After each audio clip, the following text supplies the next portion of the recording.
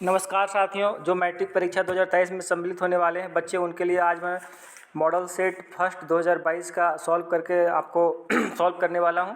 चूँकि इस बार Jharkhand academic council और JCERT द्वारा सिर्फ एक ही मॉडल सेट जारी हुआ है, तो अधिक से अधिक प्रश्नों के आने की संभावना नहीं है। इसलिए हम लोग जो 2022 में 5 मॉडल सेट जारी हुआ है उसको मैं सॉल्व करके देखूंगा। तो प्लीज़ आप लोग जो मेरे चैनल में नए हैं वो सब्सक्राइब कर लीजिएगा। तो मैं पहला नंबर प्रश्न आता हूँ बिना देर किए हुए। पहला नंबर प्रश्न है 120 का अभाज्य गुणनखंडों के गुणनफल के रूप में लिखा जा सकता है।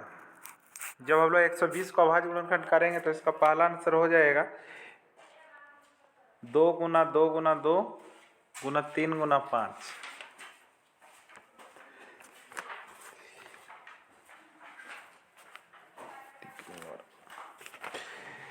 दूसरा नंबर का क्वेश्चन है 306 गुना 657 का HCF 9 दिया है, तो 306 और 657 का एलसीएम क्या होगा।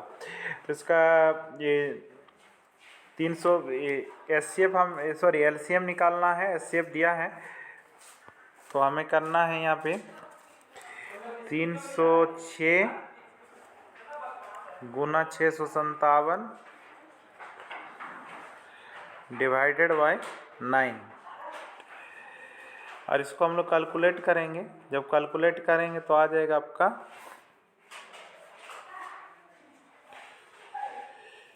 22,338। तो 2 नंबर का राइट आंसर हो गया बी। तीसरा नंबर का क्वेश्चन है 15 और 25 का HCF है। 15 और 25 का HCF हो जाएगा आपका 5। तो 3 नंबर का राइट आंसर हो गया आपका ए। चौथा नंबर का क्वेश्चन है एक प्राकृतिक संख्या का अभाज्य गुणनखंड उसके गुणनखंडों के क्रम को छोड़ते हुए डैश होता है अद्वितीय। 4 नंबर का राइट आंसर हो गया बी।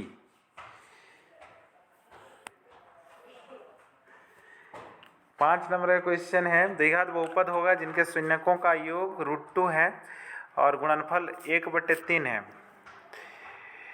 तो हम लोग जानते हैं द्विघात बहुपद का जो सूत्र होता है x² minus alpha plus beta x plus alpha into beta. उसमें जब हम लोग √2 शून्यकों का योग √2 और गुणनफल 1/3 पुट करेंगे तो उसका राइट आंसर हो जाएगा 5 का बी, यानी 3x² minus 3√2x plus 1। 6 number का क्वेश्चन है यदि ax² plus bx plus c के शून्यक अल्फा बीटा है तो अल्फा प्लस बीटा का मान क्या होगा। तो हम लोग जानते हैं मूलों का योग माइनस b/a होता है, इसलिए 6 नंबर का राइट आंसर हो गया ए। 7वां नंबर का क्वेश्चन है किसी बहुपद px के लिए ग्राफ आकृति में दिया गया है, बहुपद के शून्यकों की संख्या क्या होगी। तो हम लोग जानते हैं जो शून्यकों की संख्या होती है वो होती है आपका ग्राफ एक सच को कितने जगह पर कट कर रही है। तो यहाँ पर ग्राफ जो है आपका एक सच को कहीं भी कट नहीं कर रहा है, इसलिए इसमें शून्यकों की संख्या हो जाएगा 0। 7 का राइट आंसर हो गया है। 8वां नंबर का क्वेश्चन हो गया समीकरण युग्म a1x plus b1y plus c1 equal to 0 तथा a2x plus b2y plus c2 equal to 0 में यदि a1/a2 equal to b1/b2 not equal to c1/c2 हो तो समीकरण युग्म होगा। तो हम लोग जानते हैं इस कंडीशन में होता है, इसमें कोई भी हल नहीं होगा। तो 8वां नंबर का करेक्ट आंसर हो गया आपका सी।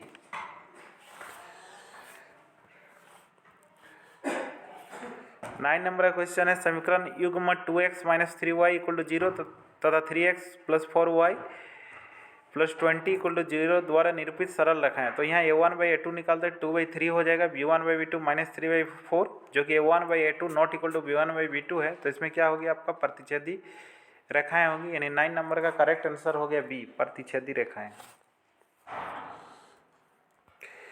10 नंबर में c के किस मान के लिए समीकरण cx माइनस वाई बराबर 2 तथा cx माइनस 2y बराबर 4 का अनंत हल है। तो हम लोग जानते हैं अनंत हल के लिए होता है a1/a2 equal to b1/b2 equal to c1/c2। तो यहाँ पर a1 आपका c है, यानी c/6 इज इक्वल टू हो जाएगा आपका -1/2 इज इक्वल टू हो जाएगा 2/4। और यहाँ से हम लोग यहाँ -2 है, माइनस माइनस कट जाएगा और c का वैल्यू निकालेंगे तो 6/2 आएगा और 6/2 हो जाएगा आपका 3। तो 10 नंबर का राइट आंसर हो गया आपका c इक्वल टू 3। 11 नंबर का क्वेश्चन है समीकरण युग्म 2x माइनस वाई बराबर 5 और 3x प्लस 2y बराबर 4 का हल क्या होगा। तो 11 नंबर का जब हम लोग हल करके देखेंगे तो x बराबर 2 आएगा और y बराबर -1 आएगा। तो 11 नंबर का राइट आंसर हो गया ए। वो रैखिक समीकरण युग्म जिसका कोई हल नहीं होता क्या कहलाता, वो असंगत। 12 नंबर का राइट आंसर हो गया आपका बी। 13 नंबर में समीकरण युग्म x प्लस वाई बराबर 9 और x माइनस वाई बराबर 1 का हल है। तो सिंपल है यहाँ पर, यानी x और y को जोड़ने से 9 होना चाहिए और घटाने से 1 होना चाहिए। तो यहाँ पर 2 2 तो 4 होता है, ये नहीं होगा। फिर आपको यहाँ 5 4 9 होता है और 5 में से 4 घटाएंगे तो 1 होगा। तो 13 नंबर का जो राइट आंसर हो जाएगा वो हो जाएगा आपका सी। 14 नंबर है निम्नलिखित में से कौन सा द्विघात समीकरण है। तो इनमें द्विघात समीकरण जो है पहला आपका द्विघात समीकरण नहीं होगा, दूसरा भी द्विघात समीकरण नहीं होगा, दोनों पक्ष में x स्क्वायर कट जाएगा। तीसरा आपका द्विघात समीकरण होगा और चौथा भी यहाँ दिख रहा आपका द्विघात समीकरण होगा। तो यहाँ हो सकता है कोई ऑप्शन आपका रॉन्ग दिया है, डी हो सकता है रॉन्ग, इसलिए 14 नंबर का राइट आंसर होगा यहाँ। इसके अनुसार सी भी हो सकता है और डी भी हो सकता है। 15 नंबर है में पूछा यदि विवेक्त का d ग्रेटर देन 0 हो तो मूल होंगे। तो हम लोग जानते हैं अगर d ग्रेटर देन 0 होता है तो मूल वास्तविक और भिन्न होता है। तो 15 नंबर का राइट आंसर हो गया ए। 16 नंबर में द्विघात समीकरण x square plus x minus 1 के मूलों की प्रकृति क्या है। तो यहाँ पर हम लोग मूल निकालेंगे b स्क्वायर माइनस 4ac, यानी 1 स्क्वायर माइनस 4ac, यहाँ पर -1 है तो आ जाएगा 1 + 4 यानी 5, जो कि बड़ा है 0 से। तो मूल क्या होंगे, वास्तविक और भिन्न। 15 का ये हो जाएगा।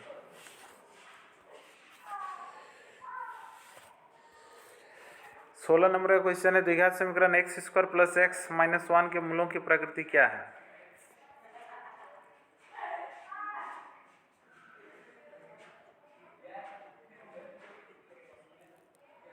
तो इसका आंसर हो जाएगा आपका वही वास्तविक तथा असमान।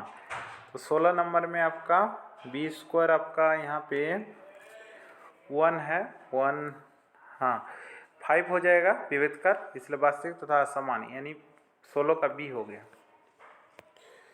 17 में पूछा है x square plus b x plus c बराबर 0 के दो भिन्न वास्तविक मूल होंगे यदि b square minus 4ac greater than 0, यानी 17 का हो गया राइट आंसर हो गया आपका सी। द्विघात समीकरण x square minus x plus 3 बराबर 0 का विभक्तर क्या होगा। तो यहाँ पर हम निकालेंगे B square minus 4ac।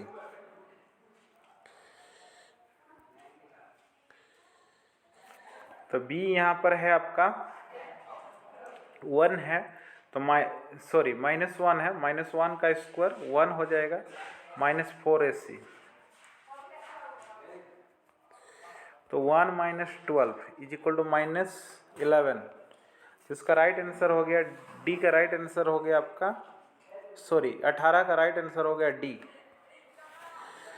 19 number में बोला यदि द्विघात समीकरण x square minus 4x plus के बराबर 0 का मूल समान हो तो के का मान ज्ञात कीजिए। तो हम लोग जानते हैं अगर द्विघात समीकरण में मूल समान होते हैं तो बी स्क्वायर माइनस 4ac बराबर 0 होता है।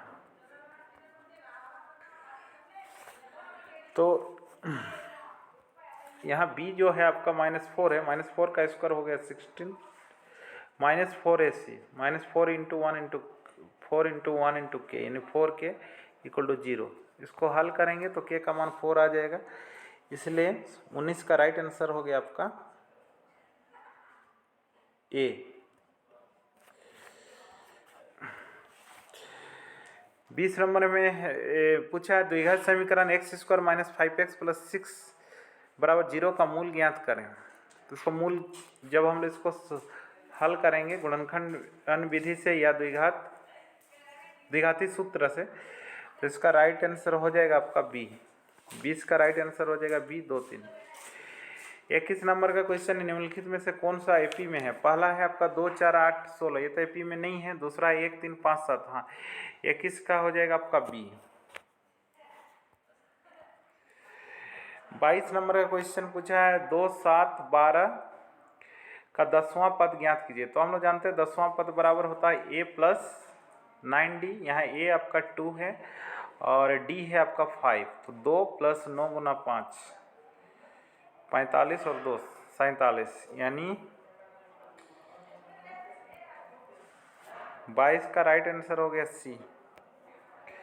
2 अंक वाली कितनी संख्या 3 से विभाजित है? तो 2 अंक वाली जो संख्या है शुरुआत होगी 3 से विभाजित होने वाली, वो 12 से और ख़त्म हो जाएगी आपका 99 पे। तो 12, 15, 18 डट डट 99, इस तरह से आपका एक क्या एपी बनेगा। और वो एपी में जब हम पदों की संख्या ज्ञात करेंगे, पदों की संख्या ज्ञात करेंगे तो आ जाएगा आपका पदों की संख्या 30। तो इस तरह 23 का जो राइट आंसर हो जाएगा बी। 24 नंबर क्वेश्चन है 0 और 50 के बीच विषम संख्याओं का योग ज्ञात कीजिए। तो हम लोग जानते हैं 0 और 50 के बीच कुल विषम संख्या 25 है, तो 25 का वर्ग हो जाएगा 625, इसलिए 0 और 50 के बीच विषम संख्याओं का योग 625 हो जाएगा। 4 नंबर का राइट आंसर हो गया सी। सभी वृत्त होते हैं, तो हम लोग जानते हैं सभी वृत्त आपका समरूप होते हैं, तो 25 नंबर का राइट आंसर हो गया बी। 26 नंबर में पूछा आकृति में यदि DE समानांतर BC है और DB बराबर 2 सेंटीमीटर, AE बराबर 1.5 सेंटीमीटर, EC बराबर 3 सेंटीमीटर हो तो AD का मान क्या होगा? तो हम लोग यहाँ थेल्स प्रमेय का प्रयोग करेंगे और थेल्स प्रमेय का प्रयोग करेंगे। AD बटे DB बराबर AE बटे EC और फिर इसको कैलकुलेट करेंगे, तो इसका आंसर हो जाएगा आपका 1 सेंटीमीटर आएगा, इसलिए इसका राइट आंसर हो गया आपका डी। 27 नंबर पूछा यदि दो त्रिभुजों के संगत कोण बराबर हो तो ये दोनों त्रिभुज समरूप होते हैं ए से, तो 27 का राइट आंसर हो गया सी। त्रिभुज ABC त्रिभुज PQR के लिए कौन सा कथन सत्य है? तो यहाँ संगत कोण बराबर है, ए है आपका P के साथ, B है Q के साथ, C है R के साथ, तो ABC हो जाएगा PQR के साथ। ABC त्रिभुज ABC PQR, इसका राइट आंसर हो जाएगा डी। 28 का हो जाएगा डी। 29 नंबर पूछा यदि दो समरूप त्रिभुजों के संगत भुजा का अनुपात 4:9 हो तो उनके क्षेत्रफल का अनुपात क्या होगा? तो हम लोग जानते हैं दो समरूप त्रिभुजों के क्षेत्रफलों का अनुपात उनकी संगत भुजाओं के वर्ग के अनुपात के बराबर होता है, इसलिए 4/9 का वर्ग हो जाएगा 16/81, यानी 16:16:81, तो 29 का राइट आंसर हो गया डी। 30 नंबर का क्वेश्चन है एक समबाहु त्रिभुज की भुजा 2a है, उसके शीर्षलंब की लंबाई क्या है? तो हम लोग जानते हैं अगर किसी समबाहु त्रिभुज की भुजा 2a है तो उसकी शीर्षलंब की लंबाई होती है √3 × a, तो 30 नंबर का राइट आंसर हो गया ए। 31 नंबर में त्रिभुज ABC में AB बराबर 6√3 सेंटीमीटर, AC बराबर 12 सेंटीमीटर तथा BC बराबर 6 सेंटीमीटर, तो कोण B का मान क्या होगा? तो यह सबसे बड़ी जो भुजा AC है, और अगर हम AB² प्लस BC² का वर्ग निकालेंगे तो 144 हो जाएगा, जो कि आपका AC का वर्ग के साथ बराबर होगा, इसलिए यह एक समकोण त्रिभुज होगा, इसलिए कोण B हो जाएगा आपका 90 डिग्री, यानी 31 नंबर का राइट आंसर हो गया सी। 32 नंबर का क्वेश्चन है एक वृत्त की कितनी स्पर्श रेखाएं हो सकती हैं? तो हम लोग जानते हैं वृत्त की परिधि पर अनंत बिंदु हैं, प्रत्येक बिंदु पर हम एक एक स्पर्श रेखा खींच सकते हैं, इसलिए अपरिमित रूप से अनेक रेखाएं होंगी। 32 नंबर का राइट आंसर हो गया सी। वृत्त के केंद्र से 13 सेंटीमीटर दूर स्थित किसी बिंदु से वृत्त पर खींची गई स्पर्श रेखा की लंबाई 12 सेंटीमीटर है, तो वृत्त की त्रिज्या क्या होगी?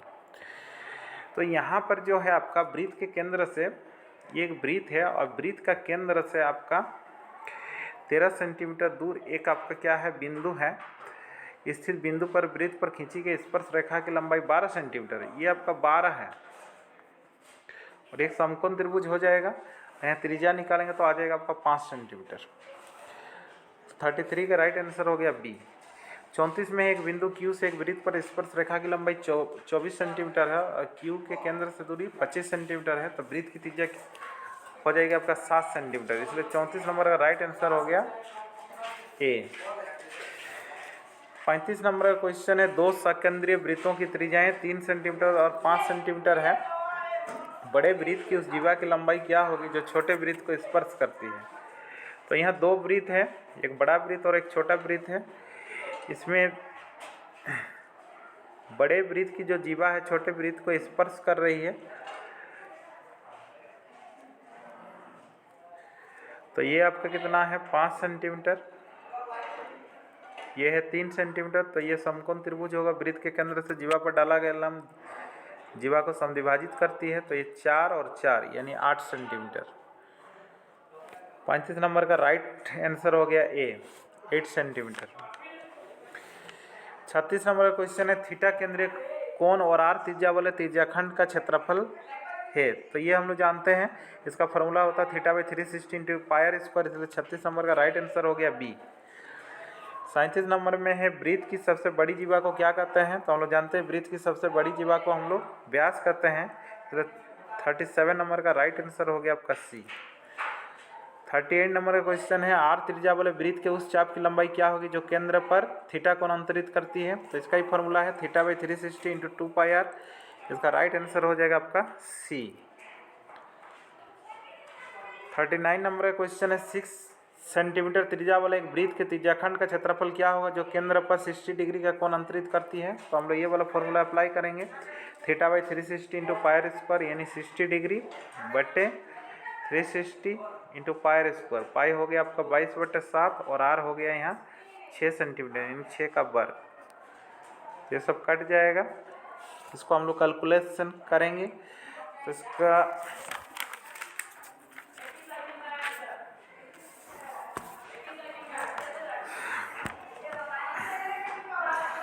आंसर हो जाएगा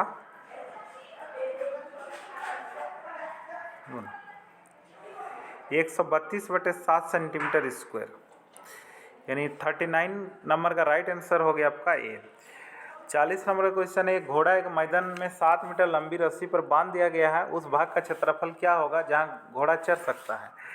तो यहाँ जो है आपका घोड़ा को एक रस्सी से बांध दिया गया है, तो वो चारों ओर ऐसे आपका घूम कर चढ़ सकता है घोड़ा, यानी आपका ये पूरा एरिया को आपका चढ़ सकता है। इसका मतलब हो गया ये वृत्त का क्षेत्रफल निकालना है। तो यहाँ त्रिज्या आपका 7 सेंटीमीटर दिया है और पाई आर स्क्वायर का फॉर्मूला यूज करेंगे और कैलकुलेट करेंगे। तो 40 नंबर का राइट आंसर हो जाएगा आपका 154 मीटर स्क्वायर। तो 40 का राइट आंसर हो गया डी।